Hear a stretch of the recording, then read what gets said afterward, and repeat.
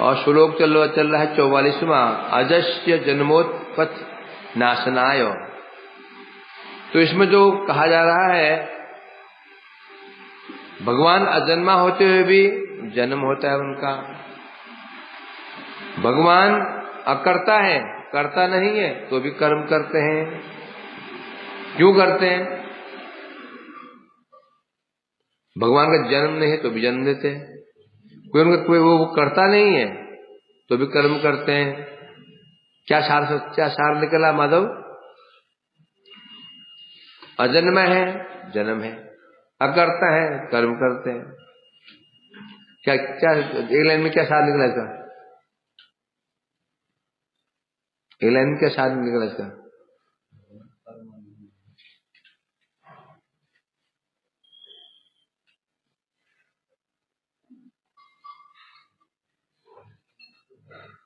Doctor साहब क्या सार निकला?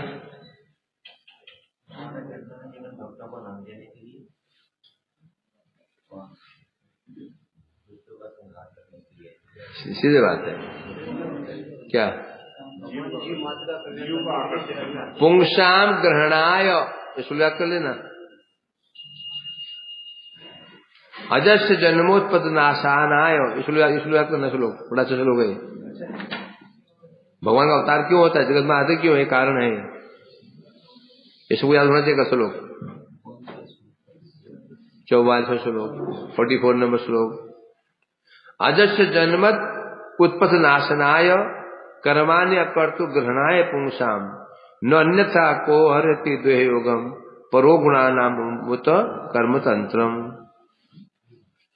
तो भगवान कर्मतंत्र नहीं है, कर्म का अधीन नहीं है। जो कर्म का अधीन होगा तो जन्म भी होगा, उसको और उसका कर्म भी होगा। तो बद्ध जीव कर्म का अधीन है, इसलिए वो जन्म भी होता है और कर्म भी होता है। भगवान और भगवान का ऐसे परिकर क्या होते हैं, वो जन्म क्यों, उनका कर्म नहीं होता, इसलिए ना उनका जन्म है ना वो कर्म होता है। तो इसके लिए इसकी बहुत बड़ी व्याख्या की गई थी। अब आते हैं विवृत्ति। प्रपंचे असुरगणेर अवस्थान भूमिका। ये प्रपंच जगत है ना, जहां रह रहे हैं, ये जहां लोग विराजमान है, जो शोभा बढ़ा रहे हैं, ये कौन सी जगत है? प्रपंच। आपसे शोभा है जगत की, आप यही रहिए, ये शोभा बढ़ेगी है। ये जगत की शोभा भक्तों से नहीं है, किससे है? अभक्तों से है। समझा कि नहीं? जो बार है जहां शराबाजी बोलता है, वहां शोभा किससे होती है? कोई यहां लुढ़का हुआ है, कोई वहां लुढ़का हुआ है, कोई दो वहां लड़ाई कर रहे हैं, आपस में पी के करे शोभा। कोई साधु भजन करे उधर, उसको बार ही नहीं कहेंगे, वो बार शब्द समाप्त कहेंगे उसको, ऐसा ही। तो प्रपंच जगत जो है असुरों की भूमि का स्थान है। परंतु नित्य प्रकट भूमि वैकुंठे कौन ध्येय अनुपादेय माइक अवर्ता व अनाथकाय असुर आदि विनाशजन्य माइक जन्य अवतारे अनित्य जन्मादि तत्पक्षे नश्वर अनुष्ठान आदि अवकाश नाई प्रपंचे तादृश लीला निमित्त उत्तिष्ठ है। अब वैकुंठ जो वैकुंठ धाम है, वहां पर कोई हेय वस्तु नहीं है, काम नहीं है, क्रोध नहीं है, लोभ नहीं है, मोह नहीं, मद नहीं है, ईर्ष्या नहीं है, इस वहां कोई हेय वस्तु नहीं है। ऐसी कोई वस्तु जो अनुपादेय, उसका कोई भी वस्तु अनुपादेय नहीं है, और जगत में कोई वस्तु उपादेय नहीं। उपादेय बोला लाभदायक। उस जगत में वैकुंठ में ऐसी कोई वस्तु नहीं है जो अनुपयोगी हो, हानिकारक हो, और जगत में ऐसी कोई वस्तु नहीं है जो लाभदायक हो। जगत इस संसार में ऐसी कोई वस्तु बता दो जो लाभदायक हो। प्रेम बता, इस संसार में हम रह रहे हैं, कोई वस्तु बताओ जो लाभदायक हो।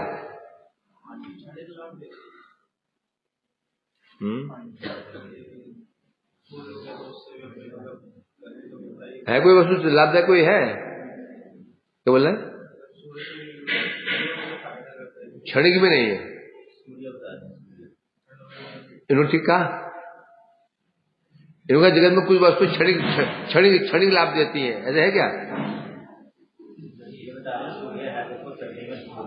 मैं क्या इन्होंने कहा कि जगत में कुछ वस्तु है तो क्षणिक लाभ देती है, क्षणिक ऐसा है क्या? मतलब कुछ क्षण के लिए क्या विचार है? हाँ, देती है, परंतु किशोर दिल क्यों नहीं देती है? समझे क्या नहीं? जूस पिया तुमने, टेस्ट लगा, मजा आया, क्षणिक हुआ, नीचे पास हो गया, फिर भूख लग गई फिर दोबारा से। परंतु वही जो जूस था जिसको सर्दी लगी थी, जुकाम था, उसे क्या हो? क्षणिक लाभ हो? उसको नहीं होगा। क्षणिक लाभ भी नहीं है। जगत की जितनी वस्तुएं हैं क्षणिक लाभ, क्षणिक भी नहीं है, क्योंकि एक के लिए है परंतु अन्य के लिए नहीं है। जो जूस पी रहे हो, हाँ कुछ देर के लिए, जो जिसको जुकाम नहीं है वो कुछ देर शांति मिलेगी।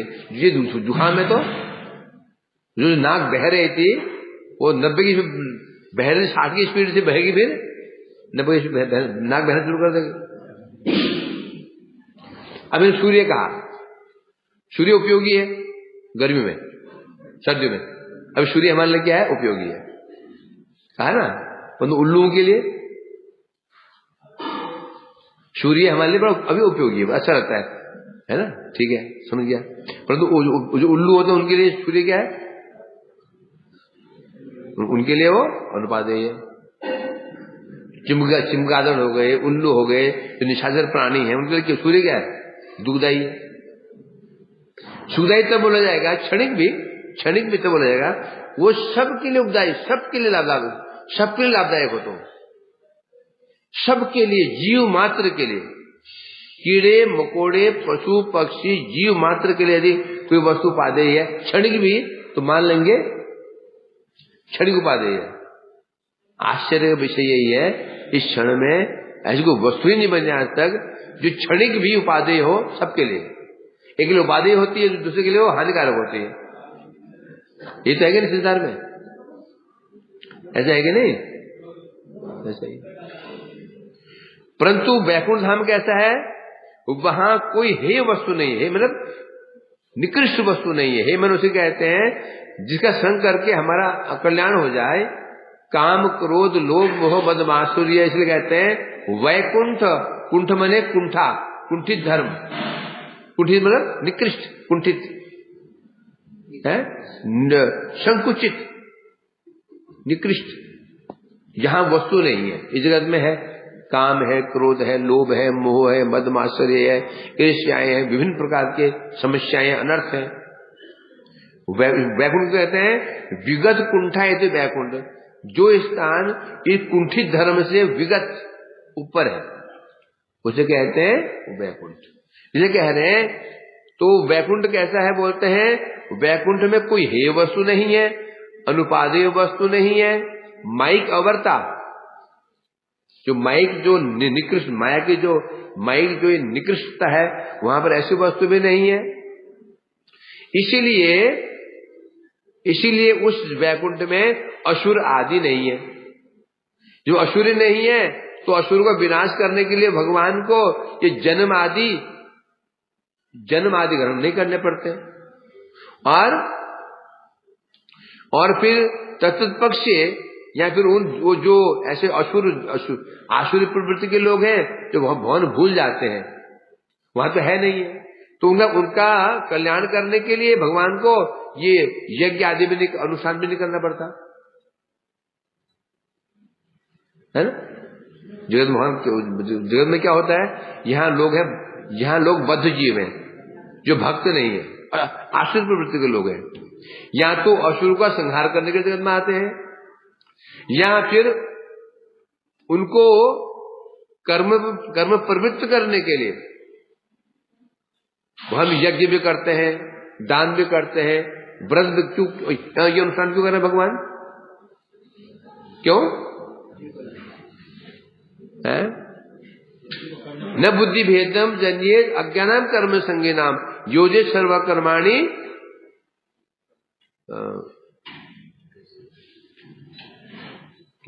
बता रहे ना, भगवान कह रहे हैं जो बुद्धिमान व्यक्ति को कभी भी एक जो कर्मी है, कर्मी मतलब जिसकी कामनाएं वासनाएं भरी हुई है, यज्ञ कर रहा है ये इसके लिए, दान कर रहा है इसके लिए, पुण्य कर रहा है इसलिए, व्रत कर रहा है इसलिए, तो उसकी बुद्धियों के भ्रमित नहीं करना चाहिए। यहां योजे सर्व कर्माणि विद्वान युक्त समाचरण, यहां विद्वान व्यक्ति को भी, जो विद्वान व्यक्ति है उसको, उस व्यक्ति को भटकाना नहीं चाहिए, बल्कि स्वयं भी उसको करके दिखाना चाहिए। हाँ बहुत अच्छा है, देखो मैं भी दान कर रहा हूं, मैं भी यज्ञ कर रहा हूं। क्यों? कारण क्या है? यज्ञ दान तप कर्म न त्याज्यम कार्य में तत् यज्ञ दान तपस्य पावनानि मनुष्य नाम, गीता में कहा ना, यज्ञ दान तप कर्म, यज्ञ दान तप जो कर्म है न त्याज्यम, ये त्यागने योग्य नहीं है। क्यों? यज्ञ दान तप का पावनानि मनुष्य नाम, यज्ञ दान तप इत्यादि मनुष्य को पवित्र करते हैं। तो दो बातें आ रही है, जो घोर असुर प्रवृत्ति के लोग हैं उनका विनाश करने के लिए, और जो व्यक्ति कर्मी है, भोगों फंसे हुए हैं, उनको उठाने के लिए भगवान जगत में आकर के क्या करते हैं? अनुष्ठान करते हैं, यज्ञ कर रहे हैं, तपस्याएं कर रहे हैं। तो वैकुंठ में असुर है नहीं, तो ना उनको मारने के जन्म लेना पड़ेगा, न ऐसे कर्म करने पड़ेंगे। प्रश्न क्या है? प्रश्न तो ये ना कि भगवान अजन्मा है, जन्म क्यों लेते हैं? कोई अभाव है नहीं, तो कर्म क्यों करते हैं, यज्ञ क्यों करते हैं?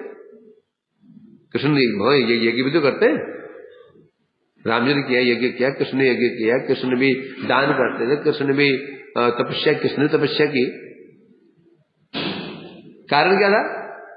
और केवल पुंसाम ग्रहणाय, अर्थात जीवों को ग्रहण करने के लिए, जीवों को अपनी ओर आकर्षित करने के लिए। अब जीव दो कोटि के होते हैं, एक बद्ध, एक होते हैं जो विमुख जीव, एक उन्मुख जीव। जो उन्मुख जीव हैं उनको आकर्षित करते हैं, लीलाओं के द्वारा उनको खींचते हैं, और जो विमुख होते हैं उनको भी खींचते हैं। कैसे खींचते हैं? उनको ऐसी लीलाएं दिखा करके उनके मन को प्रति खींचते हैं।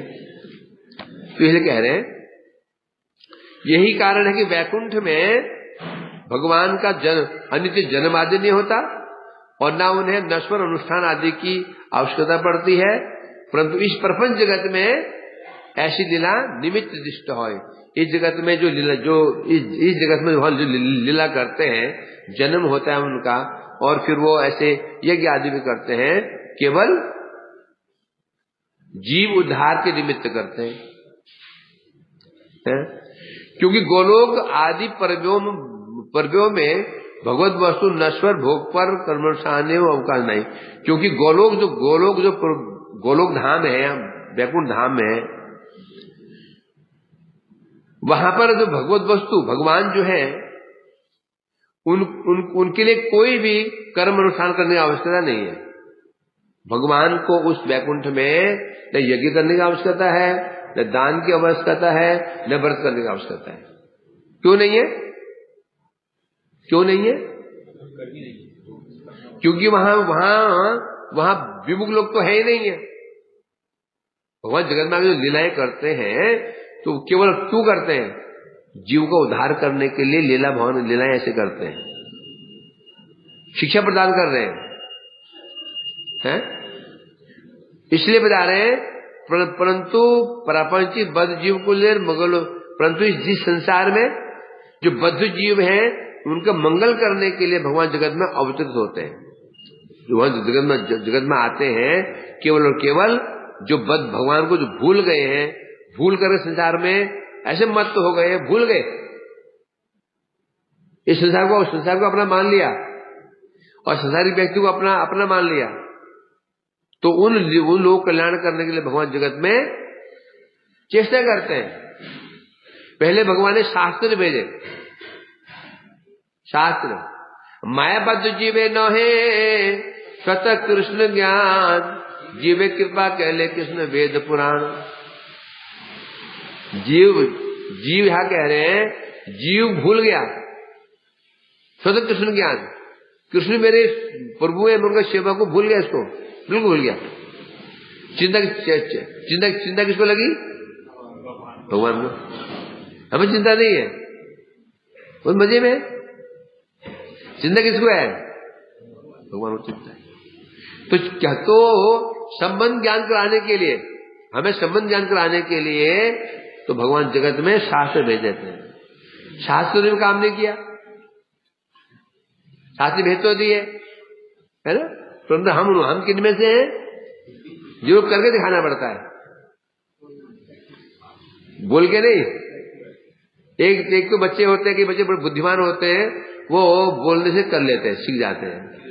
फिर दूसरे को फिर बोर्ड में लिख के दिखाना पड़ता है, ऐसा ऐसा ऐसा ऐसा दिखाना। तो हम किन में से हैं? जो प्रैक्टिकल जो प्रैक्टिकल चाहिए उनको। तो भगवान ने क्या किया जाए? उपदेश को काम किया ही नहीं। फिर भगवान आकर उन उपदेश को पालन नहीं करते हैं। जो भगवान ने उपदेश दे रखे हैं, स्वयं भगवान उन उपदेशों का फिर आचरण भी करते हैं। समझे कि नहीं?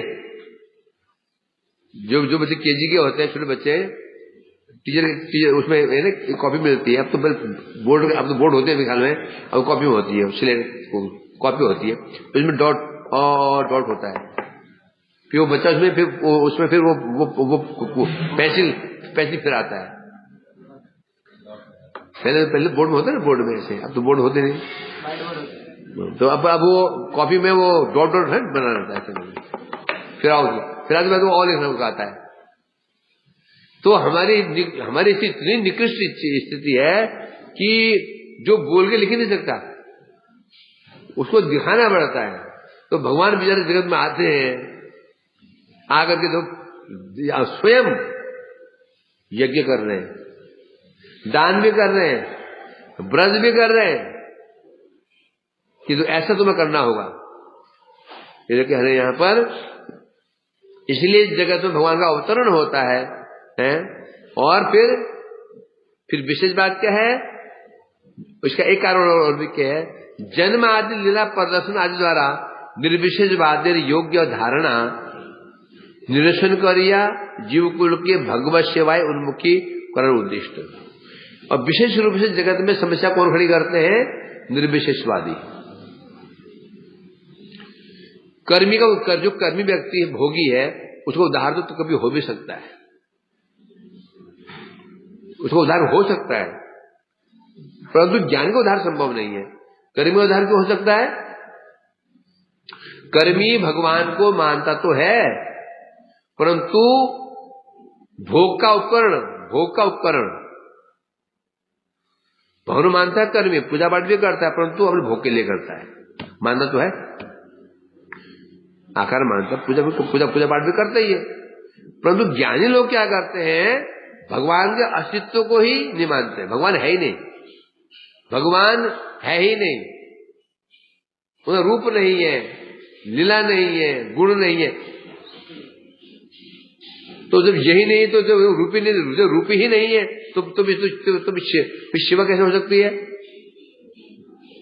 तो जो ऐसे जो यहां बताते हैं, जो प्रभा जी कह रहे हैं, जो निर्विशेषवादी लोग हैं, जिनकी धारणा क्या है? भगवान निर्विशेष हैं, उनकी धारणा का नाश करने के लिए भगवान क्या करते हैं? जगत में अवतीर्ण होते हैं और अवतीर्ण होकर के जीवों को भगवान की सेवा में लगाने के लिए चेष्टा करते हैं।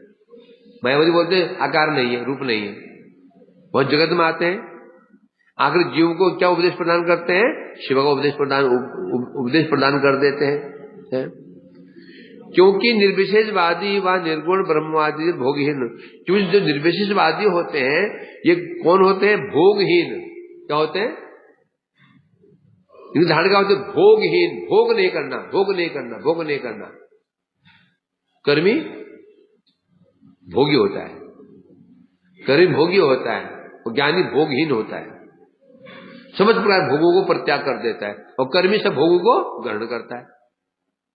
तो ऐसे भोग जिनकी धारणा है भोगहीन अर्थात संसार के वैराग्य विरक्त, कहा ना, निर्विण्णो नाति शक्तो भोग सिद्धि धाम। भक्ति सिद्धि किसको होती है? न निर्विण्णो नाति शक्तो, संसार के प्रति क्या श्लोक है? क्या है? निर्विण्ण नाम ज्ञान योगो न्यास, ये कर्मसु है ना। हाँ, तो बता रहे जो ज्ञानियों की विशेषता रहती है, ज्ञानी संसार से विरक्त रहते हैं। विरक्त मतलब क्या होता है? डरे डरे रहते हैं, ज्ञानी भयभीत है। ज्ञानी संसार से डरे हुए हैं। जैसे ना दूध का जला छाछ को भी फू मार के पीता है, बोलते ना। एक व्यक्ति कहाँ के रिश्तेदारी में गया तो उसको दूध दे दिया, गर्म दूध था, और बातचीत करते करते ध्यान दिया ने घुट मार लिया। घुट मार जीभ जल गई, थूक दिया और जीभ छाले पड़ गए। फिर कई साल के बाद, कुछ महीने के बाद में एक और घर में गया, उसको छाछ मठा दिया गया। हाथ में आते ही उसको फू कर रहा है, फू मार रहा है। तो ज्ञानी लोग इतने डरे हुए रहते हैं, डरे हुए रहते, संसार डरे हुए रहते हैं कि भयभीत रहते हैं। त्यागो त्यागो त्यागो, नेति नेति नेति नेति नेति नेति नेति। क्या बोलते हैं? नैति, यह नहीं है, नैति यह भी नहीं है, नैति यह भी नहीं है। अंत में हम अपनी नास्ती, हम अपनी नास्ती, ये नहीं है, ये नहीं है, मैं भी नहीं हूं। तो क्या है? केवल निर्विशेष ब्रह्म। ये भावना इसे कहते हैं। जो ऐसे निर्विशेष मायावादी लोग रहते हैं, वो लोग नैति नैति करते रहते हैं। तो उनकी इस धारणा का नाश करने के लिए वो क्या सोचते हैं? जो भगवान की सेवा हम कर रहे हैं ना, ये भी माया है। जैसे माता जी की सेवा क्या है? माया। पिताजी की सेवा क्या है? माया। पति की सेवा क्या है? माया। ये तो हम ही मानते हैं, ये तो हम ही मानते हैं ना। एक वैष्णव भी मानता है, ये छोड़ क्या कर रहे हैं? जैसे एक वैष्णव भी मानता है माता की सेवा क्या है? माया। पिता की सेवा क्या है? माया। पति की सेवा क्या है? माया। पुत्र की सेवा क्या है? माया। लिटा दे, हुआ नहीं क्या? लिटा दो क्या क्या किसके लिए कर रहा है? मूर्ख। वहां से दिल उठाने में ये तो भक्ति शास्त्र में कह रहे ना, माता पिता की सेवा माया, पति सेवा माया, पुत्र सेवा माया। हम तो कह रहे हैं, नहीं कह रहे क्या? तो माया माया ही। परंतु उनकी समस्या क्या है? और भगवान की सेवा को भी माया मान लेते हैं। माया मतलब अनित्य, माया मतलब अनित्य, ये मान लेते हैं। समस्या उनकी ये है। तो भगवान जगत में आकर क्या दिखाते हैं? उन्हें ये दिखाते हैं, ठीक है जगत तो माया है, परंतु मैं माया नहीं हूं, मेरी सेवा माया की नहीं है। इसको दिखाने के लिए वहां जगत में क्या करते हैं? अपना रूप दिखा करके, लीलाएं ऐसे कर करके जीवों को अपने खींच लेते हैं, खींच करके अपनी सेवा में लगा देते हैं। उनको अपनी सेवा का जो रस है उसे पिला देते हैं। जो पी लेता है तब सोचता है नहीं नहीं नहीं नहीं, संसार में जो हम जिसे हम माया मान रहे थे, क्योंकि जगत में है ना, ये तो माता पिता की सेवा करता है, देश सेवा करता है, इस अच्छी चीजें हैं। तो परिणाम क्या इसका? ये परिणाम अच्छा नहीं है। परंतु भगवान के जगत में क्या दिखाते हैं? जब अपनी लीलाओं को ऐसी लीलाओं प्रकाशित करते हैं और सब जीव आकर्षित होकर के भगवान की सेवा करता है तो वह समझ पाता है कि भगवान की सेवा नाशवान नहीं है। तो मायावादियों की जो भोग धारणा है, तो इसका नाश करने के लिए भगवान जगत में आकर के अपनी लीलाएं दिखाते हैं, और परिणाम यही होता है। चतुसन है ना, क्या तस्य अरविंद नयनस्य पदारविंद किंजर तुलसी मिश्रित वायु अंतर स्विर चकार तेषाम, ये दो बात। चतुसन ब्रह्मा जी 4 पुत्र थे, ये पहले ब्रह्मवादी थे, ये ब्रह्मवादी निर्विशेषवादी थे। ब्रह्मा जी बड़ी चिंता लगी, मेरे पुत्र ये कहां भागे जा रहे हैं। प्रभु से प्रार्थना की प्रभु कुछ कृपा करो मेरे बच्चों पे। प्रभु दे आए ब्रह्मा जी की आवेदन सुन करके, उन्होंने उनके चरणों में तुलसी चढ़ी भी थी, तुलसी चढ़ी भी थी चरणों भगवान के। वो तुलसी के मकरंद को, सुगंध को वायु के माध्यम से उन्होंने चतुर्सुंद के नाक में पहुंचा दिया। जब नाक में प्रवेश किया उस सुगंध ने, तो उनका चित्त क्षुब्ध हो गया। जो बैठे थे आत्माराम बिल्कुल मन शांत करके बैठे थे, नाक में जाते वो उनका चित्त चंचल हो गया, विक्षुब्ध हो गया। बोले कमाल है, हमारे चित्त, हम तो बिल्कुल समाधि में है, हमारे चित्त सुगंध ने हमारे चित्त को विक्षुब्ध कैसे कर दिया। हम तो माया से ऊपर उठ चुके हैं, त्रिगुण से ऊपर उठ चुके हैं, चित्त चंचल कैसे हो गया। तो पिताजी ये सुगंध कहां से आ रही है। तो वो कहा कि सुगंध मेरे प्रभु के चरणों की तुलसी की सुगंध है। तब वो दर्शन करने के लिए इस प्रकार से बता रहे हैं। तो भगवान सुखदेव जी इस प्रकार से भगवान क्या करते हैं, अपनी मधुर लीलाओं को जगत प्रकाशित करते हैं, जिससे निर्विशेषवादी जो उनको निराकार मानते हैं, निर्गुण मानते हैं, वो भी मुग्ध हो जाते हैं। वो भी अपने उस निर्विशेष ब्रह्म ज्ञान को परित्याग कर देते हैं। योगी अपने योग को परित्याग कर देता है। पूरे घुमन बहु योगिनो तदर्पिता निज कर्म लब्धया, है ना। ये भगवान पहले कई योगियों ने अपने कर्म, अपने योग को परित्याग करके आपका चरण आश्रय किया। तो इतने कारण है जगत में भगवान का अवतार लेने के। कर्मफलाधीन भैया भोग पर जो जीव कर्मफल के अधीन है। कर्मफल का अधीन मतलब क्या, कर्मफल का अधीन मतलब क्या होता है। कर्मफल अधीन मतलब क्या, हम कर्मफल का अधीन मतलब क्या हो गया।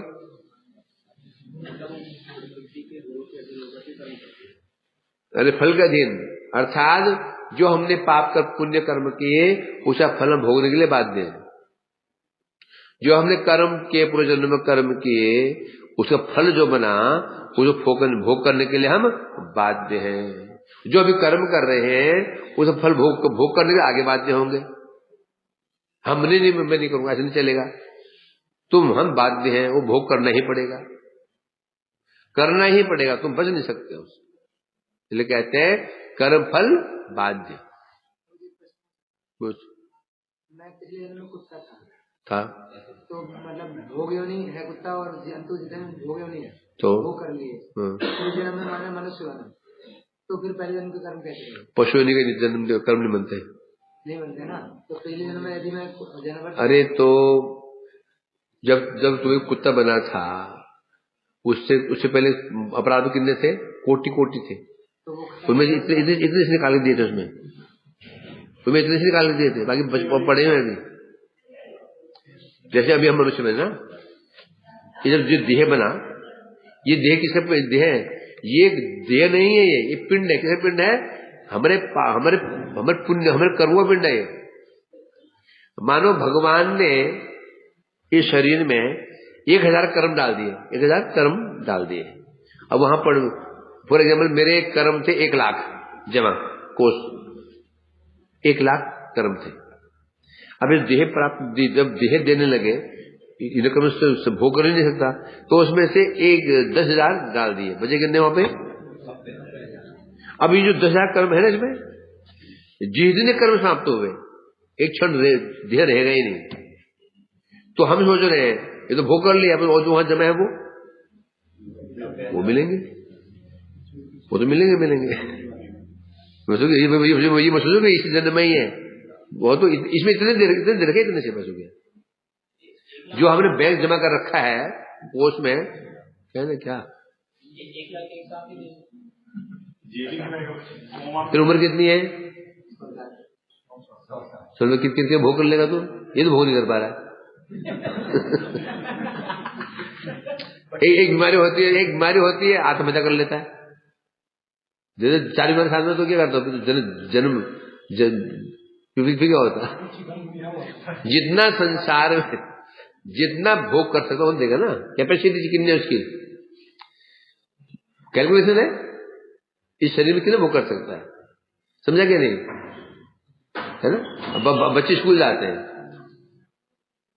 अब उसको उतने भार दिया जाता है, उसको जरा उठा पाता है, थोड़ी ऊपर लाद देगा उसके ऊपर, होता नहीं होता, हर चीज कैपेसिटी होती है। इसलिए कैपेसिटी के अनुसार वो तो दे दिया जाता है। पड़ा है अपराध तो ढेर पड़ा है, जिंदा में बहुत पड़ा है, वो बहुत पड़ा हुआ है। आराम से भोग करते रहो, आराम से खाते रहो। जो हमने कर रखा है ना बहुत पर्याप्त, मतलब कि माल पर्याप्त है, माल पर्याप्त है, खाते रहो। बिल्कुल एक ही उपाय है, कुछ जो कर्म कोश है हमारा, जो जमा है भंडार, मुझे खत्म करना पड़ेगा। मुझे खत्म यदि नहीं किया तो बस जन्म होते रहेंगे। वहां से माल निकलना, वहां से माल निकलता रहेगा, उसको खत्म कर दो ना, उसको खत्म कर दो, कोश खत्म हो, फिर कहां से आएगा। इसलिए कह रहे यहां पर हाँ, अब जो कर्मफल अधीन जीव है,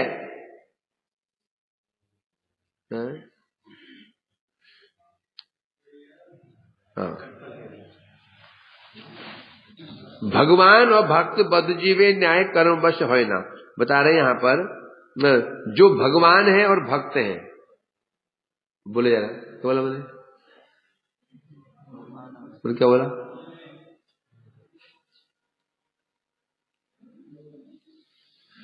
भगवान और भक्त, इनकी विशेषता है, इनकी विशेषता यही है, ये जो है ये कर्म फल बाध्य नहीं है, दोनों ही नहीं है, कर्म वश नहीं है। भगवान की बात छोड़ दो, वो तो ऊपर की बात है। एक भक्ति भी जो होता है उसका भी कर्म फल नहीं बनता, कर्म फल नहीं होता है। इसलिए यही कारण है, भगवान भक्त का ना तो जन्म, देह का जन्म होता है, ना वो देह ग्रहण करते हैं और ना फल की आकांक्षा करते हैं, ना तो उनका देह, उनको ना देह मिलेगा ना फल की आकांक्षा करेंगे। फल की इच्छा करने के लिए बाध्य है, समझे कि नहीं। जैसे हमारा कर्म है, फल की इच्छा ऐसी होगी। यदि हम कोई सात्विक व्यक्ति है, उसकी इच्छा क्या होगी, मैं फल खाऊं, फूल खाऊं, और वेजिटेरियन भोजन करूं, स्वाभाविक। यदि उसके पाप कर्म है, जो इच्छा कर रहे हैं, इसका आधार भी क्या है, हमारे कर्म। जो हम अच्छी इच्छा कर रहे हैं, बुरी इच्छा कर रहे हैं, इसका आधार भी पूर्व जन्म में जो कर्म किए ना उसकी तरफ बने संस्कार हैं। यदि हमने अच्छे कर्म किए, संस्कार अच्छे हैं, हमारी इच्छा अच्छी होगी, है मैं सात्विक आहार करूं, सात्विक स्थानों पर जाऊं, सात्विक व्यक्ति से मिलूं, अपने आप इच्छा होगी, स्वाभाविक उसकी इच्छा ही होगी। सब वो बच्चा स्कूल गया, स्कूल में क्या खोजेगा, वो दोस्तों में ये खोजेगा कि इनमें कौन ऐसा बच्चा है जो दोस्ती कर सकता हूं। हाँ, तो पीछे बैठा है ना, वो जो भोजन कर रहा था, वो रोटी सब्जी अच्छा कर रहा है, ऑटोमेटिक उसे दोस्ती करने की उसे प्रवृत्ति हो जाएगी। यदि दुष्कर्म पूर्व जन्म पाप कर्म किए हैं, कुछ संस्कार खराब है, तो अपने आप वो क्लास में खोजेगा दुष्ट कौन है, मेरे जैसा कौन है। ये जो हम इच्छाएं भी करते ना, इच्छा करने के लिए मैं कहा, हम इच्छा करने के लिए स्वतंत्र नहीं है, और बात छोड़ दो। एक होता है प्राप्त करना, पहले इच्छा करते हैं, प्राप्त करते हैं, प्राप्त होना बहुत दूर की बात है भाई। प्राप्त करने के लिए तो लोड चाहिए, है क्या नहीं? प्राप्त लोड चाहिए, प्राप्त करने में छोड़ दो। अब बोले पूरी इच्छा करने में क्या जा रहा है? कोई भी इच्छा कर लो, कोई भी इच्छा कर लो, लोग बोलते हैं कोई भी इच्छा कर लो। तुम कर लो भी, तुम इच्छा करोगे तो तुम कुत्ते को जो काट के खा रहे हो, टेस्टी कर लो, इच्छा कर लो। क्यों? जो चाइनीज व्यक्ति तो इच्छा करता ही है कुत्ता खाने की, तुम भी कर लो, कर पाएगा? नहीं कर पाएगा, है ना? आश्चर्य है ना? प्राप्त करने के लिए पैसा चाहिए, मान ठीक है। इच्छा करने में क्या पैसा चाहिए? वो इच्छा करने के लिए भी हम स्वतंत्र नहीं है, ये आसान नहीं है। हम इच्छा भी नहीं कर सकते हैं, बिना पूर्व जन्म कर्म फल अनुसार इच्छा भी नहीं करते हैं। करने में क्या स्वतंत्र है? इच्छा कर सकते हो। एक गाय है, एक गाय को रस्सी बांध दिया, रस्सी 10 मीटर लंबी, गाय स्वतंत्र है केवल 10 मीटर में घूमने में, समझे नहीं? मैंने गाय को बांध रखा है, रस्सी के 10 मीटर लंबी है, गाय विवश नहीं है, यानी कि वही बंधी रहेगी, उठेगी भी, बैठेगी भी, चलेगी भी, परंतु उसके दायरे में, उससे बाहर नहीं। क्यों? जीव भगवत परतंत्र स्वतंत्र है, वो गाय स्वतंत्र है परंतु रस्सी के अंदर स्वतंत्र है। समझा कि नहीं? तो ऐसा प्रश्न पूछा, भगवान स्वतंत्र है, जीव भी स्वतंत्र ही है, अंश उसका ही तो है, अंश है ना, परंतु जीव भगवान के अधीन स्वतंत्र है। भगवान ने जितनी ढील दे रखी है उतने स्वतंत्र, बस जो हमने कर्म कर रखे हैं वहीं तक सीमित है, बस उससे बाहर नहीं। जो हमने कर्म जो पाप पुण्य कर्म कर रखे हैं, जो भोगने में हम स्वतंत्र है, भोगने में, फल में नहीं। क्यों? भगवान क्यों कहा कर्मण्येवाधिकारस्ते मा फलेषु कदाचन? क्यों बोला? तुम कर्म करने में स्वतंत्र हो, फल में नहीं। बड़ा विचार है। तुम कर्म करने में स्वतंत्र हो, फल में नहीं भाई। फल मिलेगा नहीं मिलेगा ये मेरे हाथ में है, तुम्हारे हाथ में नहीं है। फिर बता तो कर्म प्रश्न होता है, क्योंकि जीव कर्म करने में स्वतंत्र है, फल में जीव स्वतंत्र नहीं है। मेरा प्रश्न है, क्या जीव कर्म करने में स्वतंत्र है? स्वतंत्र नहीं है। हाँ, क्योंकि जो कर्म भी कर रहा है उसके लिए भी कैसे होगा? पूर्व जन्म के संस्कार। जो कर्म भी कर रहा है, जीव कर्म भी कर रहा है, उसमें क्या चाहिए? पूर्व जन्म के संस्कार होने चाहिए, तो कर पाएगा वो। फल का तो अधिकार है नहीं उसको, तो जो कर्म चेष्टा भी करेगा उसके लिए भी संस्कार क्या चाहिए? पूर्व जन्म के संस्कार चाहिए। बिल्कुल कर रहा है ना। अब जो कर्म कर रहा है ना, कर्म तो कर रहा है वो, जो फल बन रहा है वो, अरे यार, जैसे उसने कुत्ते को मारा, कुत्ते ने उसको काटा, ये क्या होगा? उसका कर्म निकला। जो लात मार दी उसको प्रतिकार करते हैं, जो कहा ना उसने कि डाकू हमारे घर में आया हमने फोन के पुलिस को, पुलिस डॉक्टर डाकू आए। अब वो पुलिस आई, डाकू भाग गए हैं, या पुलिस डाकू पकड़ ले गई, तो हमारा क्या दोष है? तुम्हारा ये दोष है कि तुमने अपने माल को बचा लिया,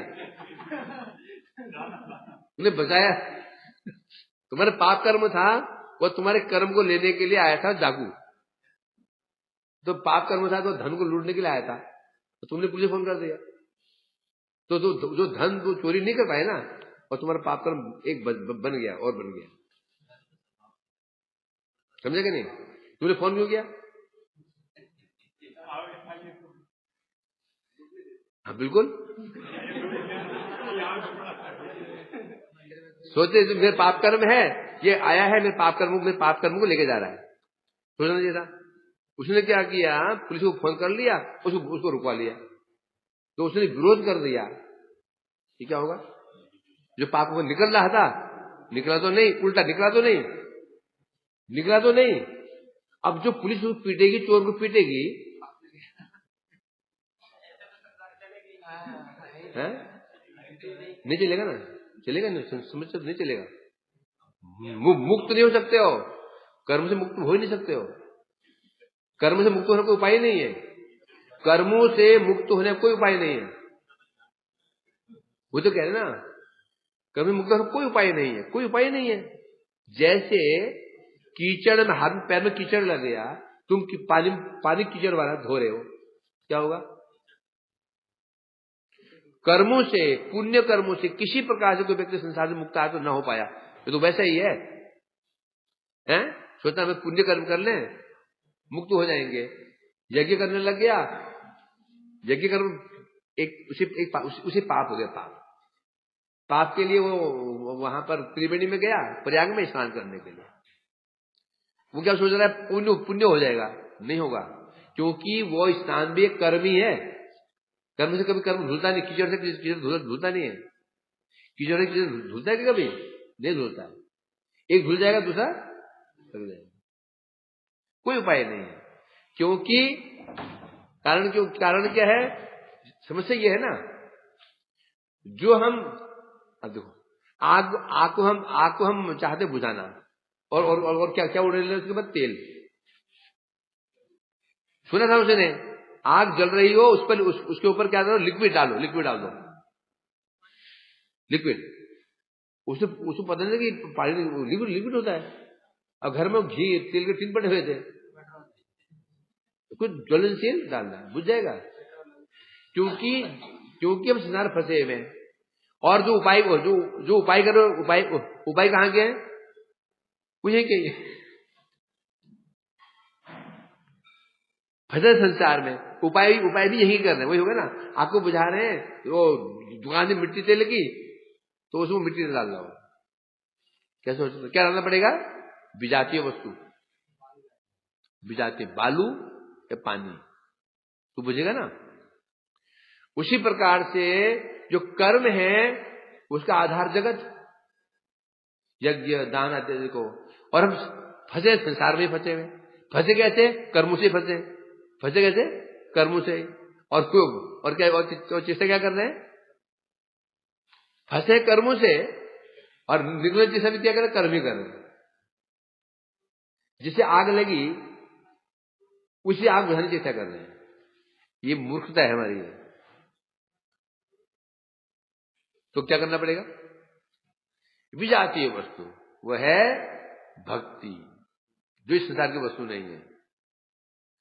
भक्ति करने से ही ये जितना कर्म कोश है समाप्त हो पाएगा, नहीं तो संभव ही नहीं है। इसलिए कहते कर्मो गहना गति, कर्म उस कांटे के समान है जो पीछे लग जाता है ना, भूत पीछे नहीं छोड़ता। किसी भूत पकड़ लेता है भूत, फिर वो कहीं चला जाए। तो जब मैं अमेरिका चला जाऊंगा, ये प्लेन से उतरा, सामने खड़ा हुआ, आइए जी वेलकम, तो तू यहां भी आ गया, तो आए कैसे? प्लेन में धाई दे दो, प्लेन के ऊपर बैठा रहता पंखे में। इसलिए कर्म तो कर देते हैं। कर्म ऐसे भूत ऐसा है, पीछे पड़ जाए ना, फिर छुटकारा पाना बड़ा मुश्किल है, असंभव ही है। ये तो करते हैं, हम क्या करते हैं? जो हमसे पाप कर्म हो जाते हैं, हम क्या उपाय करते हैं? ब्राह्मणों को भोजन करा दो, गाय को खिला दो, या वहां वो प्रयाग में स्नान क्या करते हैं? मैं कह रहे हैं संभव ही नहीं है। तो क्या होना चाहिए? क्या चाहिए? भगवान का चरणाश्रय। भगवान चरणों का आश्रय यदि हम कर लेते हैं, सब समाप्त। हाँ, क्या ये क्या श्लोक है? कोटि जन्म पापी जोई है ना, चरण में, कोटि पापी जोई हरि शरणागत आवत तो एक श्लोक है। उसे क्या अर्थ करते हैं? जो पापी होते हैं वही भगवान का भजन करता है। एक सिपाही है, कोटि जन्म पापी जोई हरि शरणागत आवत सोई। क्या अर्थ है? क्या अर्थ करते हैं? इसमें लिखा गया है जो जो जो व्यक्ति कोटि जन्म में पापी हो ना वही हरि भजन करता है, वो तो पापी नहीं है। अर्थ लोग क्या अर्थ कर लेते हैं? लिखा गया कोटि जन्म पापी जोई हरि शरणागत आवत सोई। क्या अर्थ हो गया? जो व्यक्ति कोटि जन्म है, पापी जन्म को पापी है, वो हरि भजन करता है, हम पापी नहीं है। तो अर्थ क्या था? क्या अर्थ था उसका? कोटि जन्म में पापी व्यक्ति भी भगवान के शरण में आ सकता है, ये भाव था। एक जन्म का नहीं, कोटि जन्म का पापी व्यक्ति भी भगवान के शरण में जा सकता है, ये उसका अर्थ था। अर्थ कर दिया, हम पापी नहीं। लिखा है ना, पापी व्यक्ति भजन करता है। तो इसलिए कह रहे हैं यहां पर, तो इसलिए कह रहे हैं भगवान और भक्त दोनों कर्मफल अधीन नहीं है। अर्थात बद्ध जीव की भांति जीव कर्मवश नहीं है, कर्म के वशीभूत नहीं है, है? मतलब क्या होता है वशीभूत का अर्थ? क्या होता है? अभी हम कर्म के वशीभूत हैं, यदि हम कर्म नहीं करेंगे दोष लगेगा। जो बद्ध जीव है वो कर्म के वशीभूत है, यदि कर्म नहीं करेगा, पुत्र पिता की सेवा नहीं करेगा, नरक। पति पति की सेवा नहीं करेगी, नरक। सब ये नियम है, क्योंकि बधे में बस में नहीं, मुक्त हो ही नहीं सकते हैं। नहीं को तो दंड मिलेगा, है? परंतु यहां बता रहे हैं बद्ध जीव, ये बद्ध जीव के लिए नियम है। परंतु जो मुक्त जीव है, जो भगवान के शरण में जा चुके हैं, उनके लिए फिर कोई नियम नहीं है, वे कर्मफल वश नहीं है। वो सेवा करे ना करे कोई फर्क नहीं पड़ता उसको। भगवान की बात छोड़ दो, भगवान की बात छोड़ दो, तो ऊपर है। इस भक्त भी, सामान्य जीव भी भजन करते करते करते करते करते जो ऊपर उठ जाता है, भाव में चला जाता है, उस समय ये विधि नियम के अधीन नहीं रहता। फिर ऐसे करोगे, ऐसे नहीं तो सब दोष हो जाएगा ना। सब भक्त तो सब क्या हो जाएंगे? नरकगामी हो जाएंगे। किसी ने मां को छोड़ा, किसी पति को छोड़ा, भाई को छोड़ा, पिता को छोड़ा, नहीं छोड़ा है? छोड़ा। प्रहलाद जी ने पिताजी को परित्याग कर दिया, और उसी जघन्य कांड किया भरत जी ने। माता महतारी, भरत जी ने तो अपनी माता को त्याग दिया, जन्म देने मां को त्याग दिया। और वर्तमान में वो बहुत दूर की बात है, तुम लोग सब नरक जाओगे।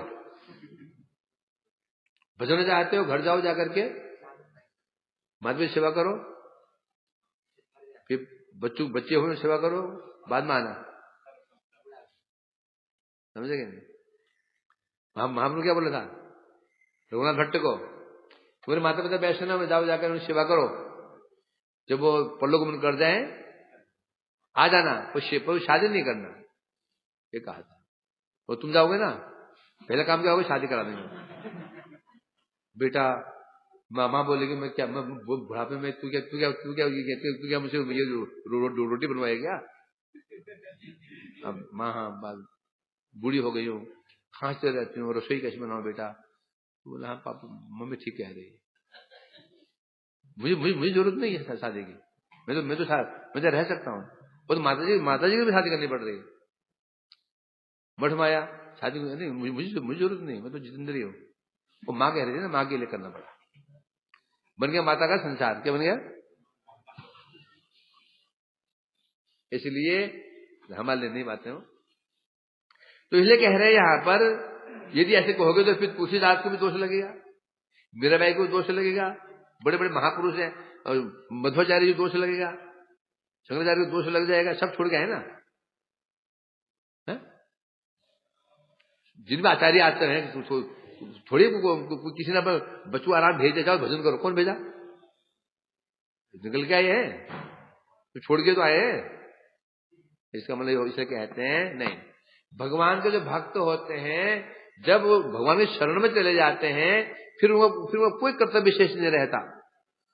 कोई कर्तव्य बचता ही नहीं है, क्योंकि शरण्यम शरण्यम गतो मुकुंदम परिहर्ष करता। क्या श्लोक है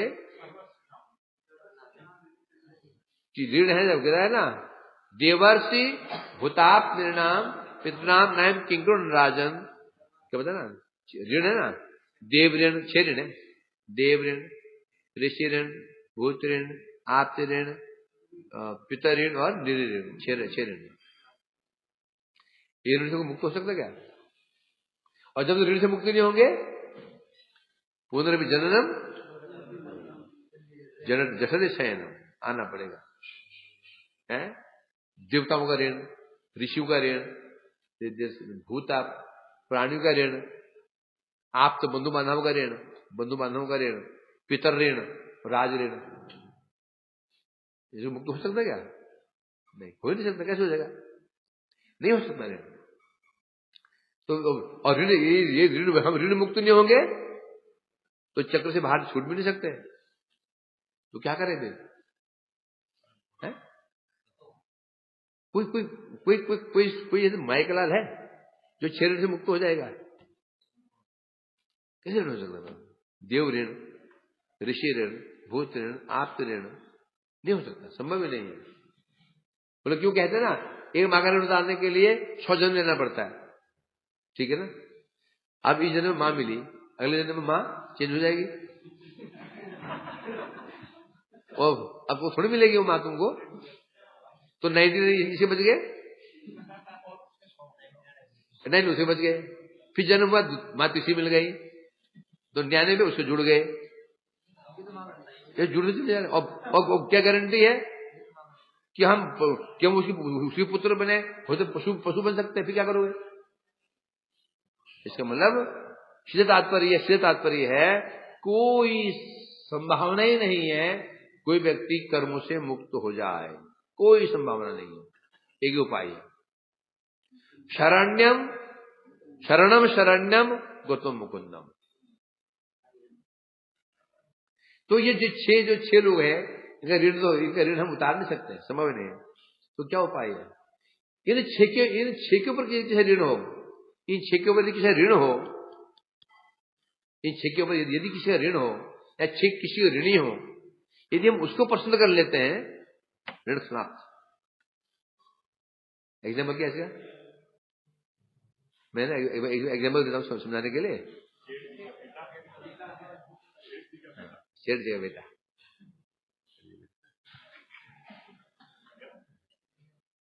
क्या एग्जाम्पल क्या है?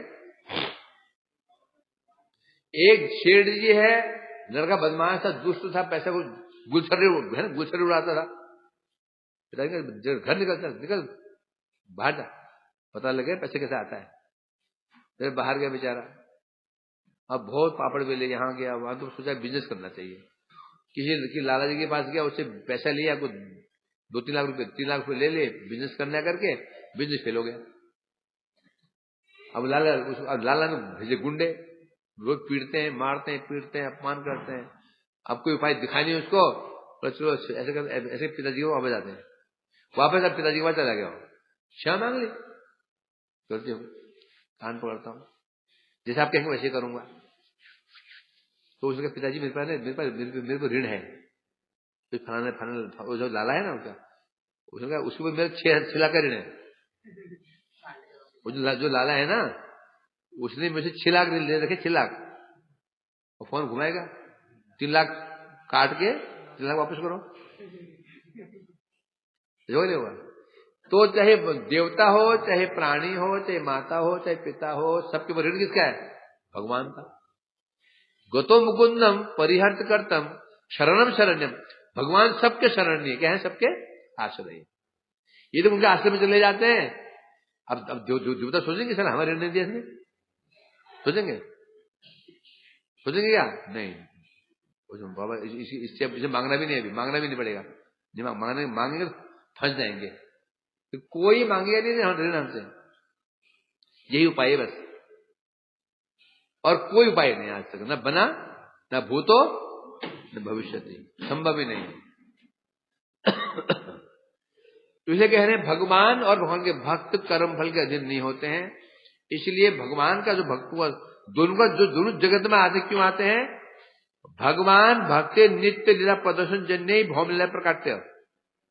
ये श्लोक पूरा कर देता हूं। लास्ट में कह रहे हैं भगवान उनके भक्त, उनका कोई जन्म नहीं, कर्म नहीं है। जगत में केवल और केवल क्यों आते हैं? जगत उद्धार करने के लिए आते हैं। और वो भक्त तुम और हम नहीं है, ध्यान रखना। वो भक्त तुम और हम नहीं है, वो भक्त तो वो है जो हमारे भी कोई जन्म कर्म नहीं है।